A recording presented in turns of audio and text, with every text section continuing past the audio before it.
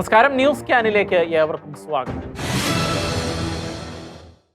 കേരളത്തിലെ ക്രൈസ്തവ സമൂഹം സ്തുത്യർഹമായ നിലയിൽ നടത്തിക്കൊണ്ടുപോകുന്ന വിദ്യാഭ്യാസ സ്ഥാപനങ്ങളെ പതിവായി വിവാദങ്ങളുടെ കേളീരംഗമാക്കി മാറ്റാനുള്ള ചിലരുടെ ആസൂത്രിത നീക്കങ്ങളാണ് ഇപ്പോൾ നടന്നുകൊണ്ടിരിക്കുന്നത്. നീണ്ട 70-ലധികം വർഷങ്ങൾ ശ്ലാഘനീയമായ വിദ്യാഭ്യാസ സേവനങ്ങൾ നാടിന് നൽകിയ മൂവാറ്റുപുഴ നിർമ്മല കോളേജിൽ ജൂലൈ അവസാന വാരത്തിലാണ് ഏതാനും മുസ്ലിം വിദ്യാർത്ഥിനികളുടെ ഹിതകരമല്ലാത്ത സമീപനങ്ങൾ നിമിത്തം വിവാദത്തിലായത്. അവർക്ക് ലഭിച്ച ഉപദേശങ്ങളും ശിക്ഷണങ്ങളും ഒരുപക്ഷെ അത്തരത്തിൽ ഉള്ളത് ആയതിനാൽ ആയിരിക്കണം ക്രൈസ്തവ സ്ഥാപനമായ നിർമ്മല കോളേജിൽ തന്നെ നിസ്കരിക്കാൻ മുറി വേണമെന്ന് അവർ ശഠിച്ചുകൊണ്ട് രംഗത്ത് വന്നത്.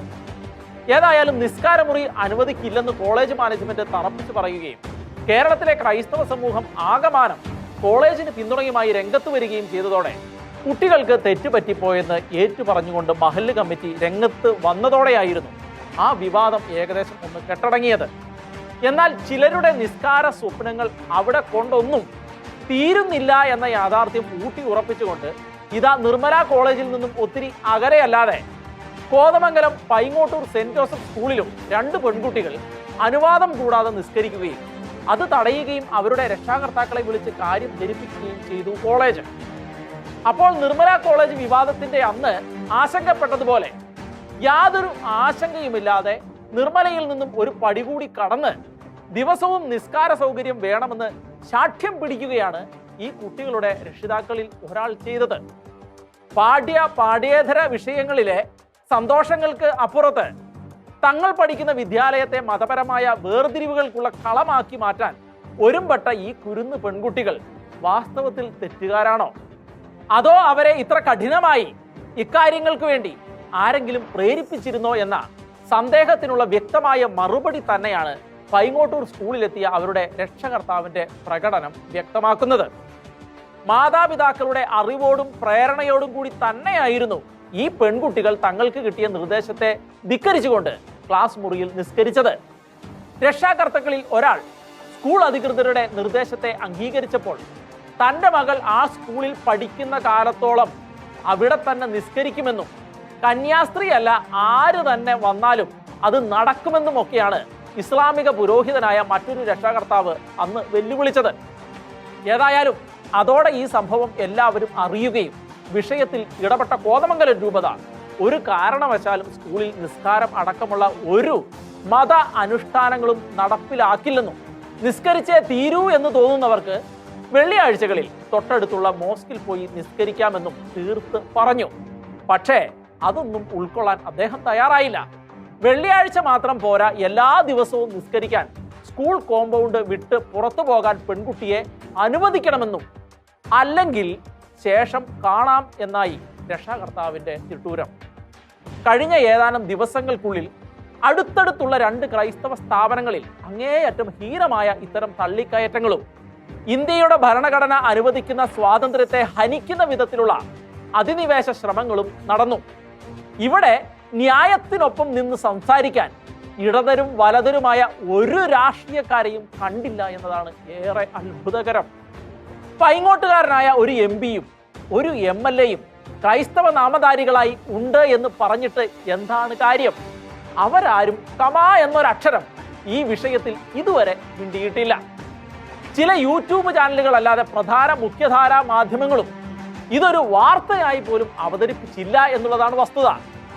എന്നാൽ നല്ല വടിവത്ത കിറുകൃത്യം ഭാഷയിൽ കാര്യം വ്യക്തമായി പറഞ്ഞുകൊണ്ട് സഭയുടെ നാവായ ദീപിക ദിനപത്രം ക്രൈസ്തവർക്ക് പറയാനുള്ളത് വ്യക്തമായി തന്നെ പറയുകയും ചെയ്തു.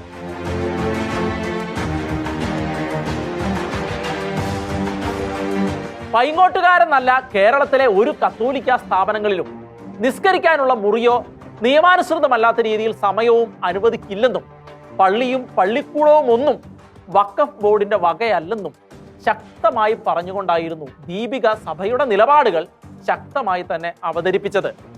ഈ കാര്യം സ്വന്തം സമുദായത്തെ അവഹേളിക്കാനിറങ്ങിയ കുഞ്ഞുങ്ങളോടും അവരുടെ മാതാപിതാക്കളോടും വിവരമുള്ളവർ പറഞ്ഞു കൊടുക്കണമെന്നും മറ്റൊരു മതത്തിന്റെ നിയന്ത്രണത്തിൽ നടത്തപ്പെടുന്ന വിദ്യാഭ്യാസ സ്ഥാപനത്തിൽ തങ്ങൾക്ക് അമ്പലമോ പള്ളിയോ പണിയണമെന്ന് ഹൈന്ദവരും ക്രൈസ്തവരുമായ വിദ്യാർത്ഥികൾ ആവശ്യപ്പെടാത്ത ഒരു രാജ്യത്ത് ഒരു മതത്തിൽപ്പെട്ട ആളുകൾ മാത്രം അത് ആവശ്യപ്പെടുന്നത് അന്യായമാണെന്നും ഇന്ത്യ ഒരു ജനാധിപത്യ ഭരണകൂട രാജ്യമാണെന്നും ഇവിടുത്തെ നിയമം ശരീഅത്ത് അല്ലെന്നും ഇവർക്ക് വിവരമുള്ളവർ പറഞ്ഞു കൊടുക്കണമെന്നും ശക്തമായിട്ടാണ് ദീപിക പറഞ്ഞു വെച്ചത്.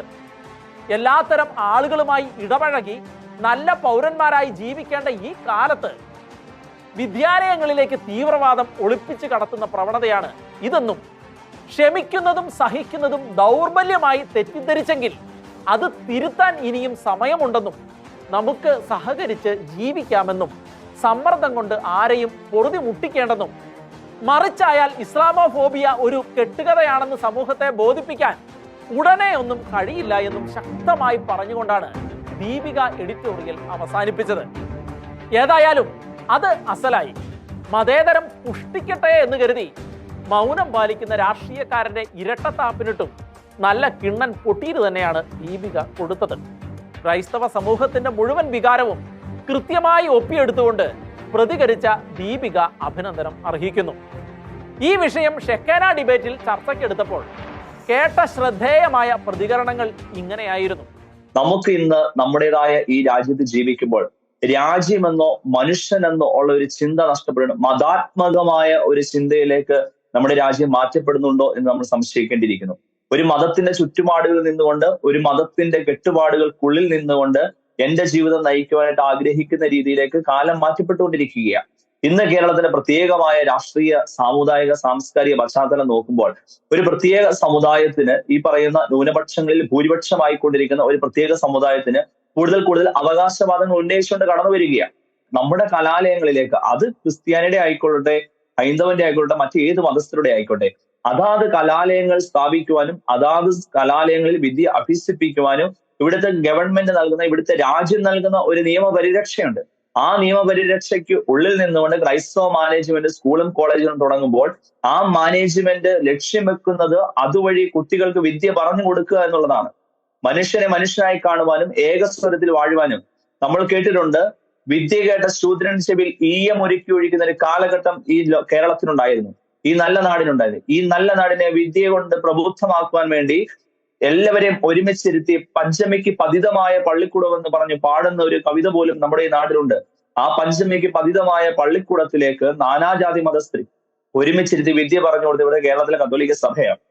ആ ഒരു പാരമ്പര്യത്തിൽ ഉറച്ചു നിന്നുകൊണ്ട് ഇന്ന് കേരളത്തിലെ കലാലയങ്ങൾ മുൻപോട്ട് പോകുമ്പോൾ അവിടെ നിസ്കാരപ്പായെ വിരിക്കണം എന്ന് പറയുന്നതിനകത്തെ ഒരു ആശങ്ക തീർച്ചയായിട്ടും നമുക്കെല്ലാം ഉണ്ട്. നിസ്കരിക്കണം വേണ്ട എന്ന് പറയുന്നില്ല. ഇവിടുത്തെ ഇസ്ലാമിക വിശ്വാസത്തിന്റെ നിയമങ്ങൾ അനുസരിച്ച് അവർ ജീവിക്കണ്ട എന്ന് പറയുന്നില്ല. പക്ഷേ അവരുടെ ആവശ്യം നമ്മുടെ കോളേജുകളിലേക്കും നമ്മുടെ സ്കൂളുകളുടെ ഉള്ളിലേക്കും വരുമ്പോൾ അതിന്റെ പിന്നിലെ ഒരു അജണ്ടയെ നമ്മൾ ചർച്ചാവിധേയമാക്കണം.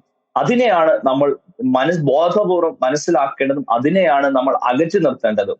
കേരളത്തിന്റെ ക്രിസ്തീയ കലാലയങ്ങളിലേക്ക് വന്നിട്ട് അവർക്ക് അനുവദനീയമായ സമയങ്ങളിൽ അവരുടെ ദേവാലയങ്ങളിൽ പോയി നിസ്കരിക്കാനുള്ള അവസരമുണ്ട്, മോസ്കുകളിൽ പോയി നിസ്കരിക്കാനുള്ള അവസരമുണ്ട്.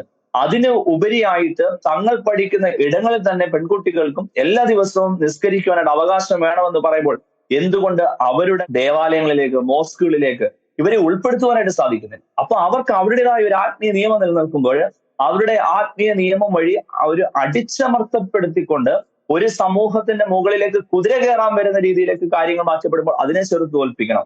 ഈ അടുത്തടുത്ത സംഭവങ്ങൾ, ഈ വിഷയങ്ങൾ കാണുമ്പോൾ നമ്മൾ മനസ്സിലാക്കേണ്ടത് ഒന്നുണ്ട്. ഇത് ബോധപൂർവം സൃഷ്ടിച്ചെടുക്കുന്ന ഒരു അജണ്ടയുടെ ഭാഗമാണ്. ആഗോളതലത്തിൽ നിലനിൽക്കുന്ന പൊളിറ്റിക്കൽ ഇസ്ലാമിന്റെ അജണ്ടയെ നടപ്പാക്കുക എന്നുള്ളതാണ് ഇവർ ചെയ്തുകൊണ്ടിരിക്കുന്നത്. ജനാധിപത്യവും മതേതരത്വവും നിലനിർത്തിക്കൊണ്ടാണ് രാഷ്ട്രം ഇക്കാലത്തിൽ മുന്നോട്ട് വന്നത്. മതേതരത്വം നിലനിർത്തുവാനായിട്ട് ഈ രാജ്യത്ത് ഏറ്റവും ഉത്സാഹിച്ചതിൽ ഒന്ന് നമ്മുടെ ഭൂരിപക്ഷ വിഭാഗങ്ങൾ തന്നെയാണ്. ന്യൂനപക്ഷ വിഭാഗങ്ങൾക്ക് പ്രത്യേക അവകാശങ്ങളും അധികാരങ്ങളും സ്വാതന്ത്ര്യവും ഭരണഘടന നൽകുന്നു. ഈ ന്യൂനപക്ഷ അവകാശങ്ങൾക്ക് നൽകിയിരിക്കുന്ന സ്വാതന്ത്ര്യം, അതുപോലെ തന്നെ വിദ്യാഭ്യാസ സ്ഥാപനങ്ങൾ നടത്തുന്നതിനും കൊണ്ടുപോകുന്നതിനുള്ള സ്വാതന്ത്ര്യം, അവരുടെ സംസ്കാരവും അവരുടെ ജീവിത രീതികളും പാരമ്പര്യങ്ങളും കാത്തുസൂക്ഷിക്കുന്നതിനും പരിപോഷിപ്പിക്കുന്നതിനും വേണ്ടി കൂടിയാണ്. ആ ഒരു തരത്തിലാണ് ന്യൂനപക്ഷ സ്ഥാപനങ്ങളെ നമ്മൾ കാണേണ്ടത്. ക്രൈസ്തവ മാനേജ്മെന്റുകളുടെ കീഴിലുള്ള വിദ്യാഭ്യാസ സ്ഥാപനങ്ങൾ ന്യൂനപക്ഷ സ്ഥാപനങ്ങൾ തന്നെയാണ്. ആ നിലയ്ക്ക് ആ മാനേജ്മെന്റുകളുടെ സമുദായത്തിന്റെ വിശ്വാസവും പാരമ്പര്യങ്ങളും ആചാരങ്ങളും സംസ്കാരവും ഒക്കെ സംരക്ഷിക്കപ്പെടേണ്ടതിനുള്ള പരിശീലന വേദി കൂടിയാണ് ഇത്തരം വിദ്യാഭ്യാസ സ്ഥാപനം. നമ്മുടെ സ്ഥാപനങ്ങളെ സംബന്ധിച്ചിടത്തോളം നമ്മൾ വളരെ പരിമിതമായ തോതിൽ മാത്രമാണ് ഈ ന്യൂനപക്ഷ അവകാശങ്ങളിലെ ഈ പ്രത്യേക കാര്യങ്ങൾ നമ്മൾ എടുക്കുന്നത്. അതിനപ്പുറം നമ്മൾ വളരെ സെക്യുലറായ സമീപനമാണ് നമ്മുടെ സ്ഥാപനങ്ങളിലെല്ലാം നമ്മൾ കൊടുക്കുന്നത്. മുഴുവൻ വിദ്യാർത്ഥികൾക്കും ജാതിമത ഭേദമന്യേ തുല്യ പരിഗണന നൽകുന്നു. നമ്മുടെ ഒരു ക്ലാസ്സിലുള്ള ഒരു കുട്ടി അത് ക്രിസ്ത്യാനിയാണോ അല്ലെ മറ്റു മതത്തിൽപ്പെട്ടയാളാണോ എന്ന് വിവേചിച്ചുകൊണ്ടല്ല അവർക്ക് എന്തെങ്കിലും കാര്യങ്ങൾ നൽകുകയോ നൽകാതിരിക്കുകയോ ചെയ്യുന്നു. അങ്ങനെ പോകുന്ന ഒരു ഘട്ടത്തിലാണ് ഞങ്ങളുടെ ഒരു വിഭാഗം ആളുകൾക്ക് പ്രത്യേക അവകാശങ്ങൾ വേണമെന്ന് പറഞ്ഞുകൊണ്ട് ഒരു വിഭാഗം, അത് വളരെ ലളിതമായി പറഞ്ഞാൽ പെൺകുട്ടികളെയാണ് അവർ അതിൻ്റെ അകത്ത് മുമ്പിൽ നിർത്തി. നമ്മൾ മനസ്സിലാക്കേണ്ട വളരെ വിചിത്രമായ ഒരു ഘടകമാണ്. പെൺകുട്ടികളെ മുമ്പിൽ നിർത്തി അവരെ കൊണ്ട് ഇത് ആവശ്യം ഉന്നയിപ്പിച്ച് അതിന് പിന്നെ ഒരു ബഹളം ഉണ്ടാക്കിച്ച് കൊണ്ടുവരിക എന്ന ഒരു സമീപനമാണ് എടുത്തത്. ഇത് തീർച്ചയായും അപകടകരമാണെന്ന് ഞാൻ പറയാതെ തന്നെ നിങ്ങൾക്കൊക്കെ കേൾക്കുന്നവർക്കൊക്കെ മനസ്സിലാവും. ഏതൊക്കെ തരത്തിലാണ് ഇത് അപകടകരമാകുന്നത് എന്ന് നമ്മൾ ചിന്തിക്കുക. ഒന്ന്, ഇത് വിദ്യാർത്ഥികൾക്കിടയിൽ നാളെ അതുവരെ ഞങ്ങൾ ഈ കോളേജിലെ കുട്ടികൾ എന്ന് വിചാരിച്ചുകൊണ്ടിരുന്നവർക്കിടയിൽ ഞങ്ങൾ ഹിന്ദു, ക്രിസ്ത്യാനി, മുസ്ലിം എന്ന ഒരു വേർതിരിവ് അവിടെ സൃഷ്ടിക്കപ്പെടുകയാണ്. അതിൻ്റെ അകത്ത് നമുക്കൊന്നും ചെയ്യാനില്ല. ഒരു വിഭാഗം ആളുകൾ അങ്ങനെ മുന്നോട്ട് വരികയാണ്. ഞങ്ങൾ നിങ്ങളെക്കാളൊക്കെ വ്യത്യസ്തരാണ്, ഞങ്ങൾ നിങ്ങൾ കൊടുത്തപ്പെടുന്ന ആൾക്കാരല്ല, ഞങ്ങൾക്ക് ഞങ്ങളുടേതായ രീതികളൊക്കെ വേറെയാണ് എന്ന് പറഞ്ഞുകൊണ്ട് അവരെ മുന്നോട്ട് വരും. അപ്പൊ ഈ തരത്തിൽ വളരെ സമാധാനപരമായി വളരെ സമഭാവനയോടെ ദേശീയബോധത്തോടെ ചിന്തിക്കുന്ന കുട്ടികളെ മതത്തിന്റെ ചിന്തയിലേക്ക് കൊണ്ടുപോകാൻ കഴിയുന്ന ഒരു പ്രവർത്തനമാണ് ഇവിടെ ഉണ്ടാകുന്നത്. നന്നായി പഠിച്ച് 10ാം ക്ലാസ്സിൽ നല്ല മാർക്ക് മേടിച്ച കൊച്ചു പെൺകുട്ടി സമ്മാനം മേടിക്കാൻ വേദിയിലേക്ക് വന്നപ്പോൾ അവളെ നാണം കെടുത്തിയത് എല്ലാവരും കണ്ടതാണ്. അത്തരത്തിൽ സ്വന്തം മതത്തിലെ വിവാഹം, കബറടക്ക് അടക്കമുള്ള ഒരു അനുഷ്ഠാനങ്ങളിലും പങ്കെടുക്കാൻ ഒരു വിധത്തിലും അവസരമില്ലാത്ത പെൺകുട്ടികളെ നല്ല നിലയിൽ പ്രവർത്തിക്കുന്ന ക്രൈസ്തവ സ്ഥാപനങ്ങളിലേക്ക് അയച്ച് മതാനുഷ്ഠാനങ്ങളുടെ പേര് പറഞ്ഞ് വിവാദമുണ്ടാക്കാൻ നടത്തുന്ന നീക്കങ്ങൾ അങ്ങേയറ്റം അപലപനീയമാണ്. അന്യമതസ്ഥരുടെ വിദ്യാഭ്യാസ സ്ഥാപനങ്ങൾ തങ്ങളുടെ മതം വളർത്താൻ ഉപയോഗിക്കുകയും അതിന് തടസ്സം നിൽക്കുന്ന അന്യമതസ്ഥരുടെ വിദ്യാഭ്യാസ സ്ഥാപനങ്ങൾക്കെതിരെ ആസൂത്രിത നീക്കം നടത്തുമെന്നൊക്കെയാണ് ചിലർ പ്രചരിപ്പിക്കുന്നത്. മതന്യൂനപക്ഷ സ്ഥാപനങ്ങൾ എന്ന നിലയിൽ കത്തോലിക്ക വിദ്യാഭ്യാസ സ്ഥാപനങ്ങളിൽ ക്രൈസ്തവ വിശ്വാസവും സംസ്കാരവും പൈതൃകവും നിയമാനുസൃതമായി പരിരക്ഷിക്കാനുള്ള അവകാശം ഭരണഘടന ഉറപ്പു തരുന്നുണ്ട്. എന്നാൽ മുസ്ലിം വിദ്യാർത്ഥിനികൾക്ക് പൊതുവിദ്യാലയങ്ങളിൽ സർക്കാർ അനുവദിച്ചിട്ടുള്ള ആരാധനാ സമയ ക്രമീകരണം വെള്ളിയാഴ്ചകളിൽ ഉച്ചയ്ക്ക് 2 മണിക്കൂർ വരെ എന്നതാണ്. ഈ സൗകര്യം കുട്ടികൾക്ക് പ്രയോജനപ്പെടുത്താവുന്നതുമാണ്.